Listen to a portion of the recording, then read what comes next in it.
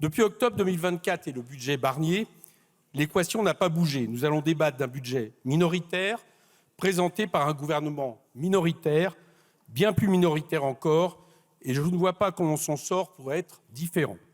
Je ne vois donc pas comment notre Assemblée pourrait l'adopter. Cet énième projet de budget macroniste ne fait donc que poursuivre et aggraver les effets néfastes des budgets précédents.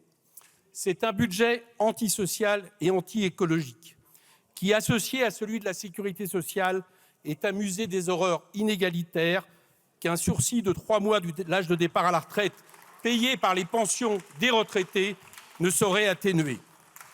Le budget de l'écologie a déjà baissé de 11,6% cette année. Le gouvernement veut le couper de 17,5% supplémentaires, soit moins 5,3 milliards en 2 ans.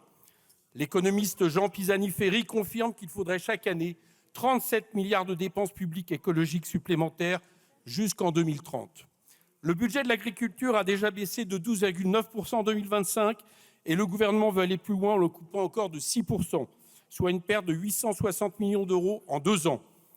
Les moyens du ministère de la Culture ont déjà baissé de 1,6% en 1 an, mais l'exécutif ne s'en contente pas, il entend mener une attaque frontale avec moins 5,4% en 2026, soit une baisse cumulée de 274 millions d'euros en seulement 2 ans. Le financement des associations a été coupé de 7,7% en 1 an, mais il faudrait visiblement les mettre à terre avec moins 26,9% en 2026, soit une baisse de 297 millions d'euros en 2 ans. Le budget de la mission Travail et Emploi a déjà été amputé de 13,4%, mais ça ne suffit visiblement pas.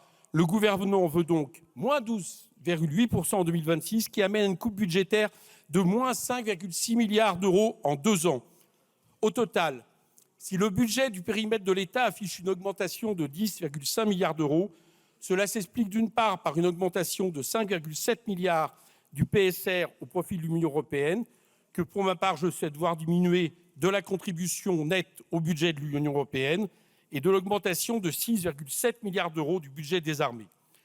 Le budget des autres ministères diminue de 6 milliards en tenant compte de l'inflation.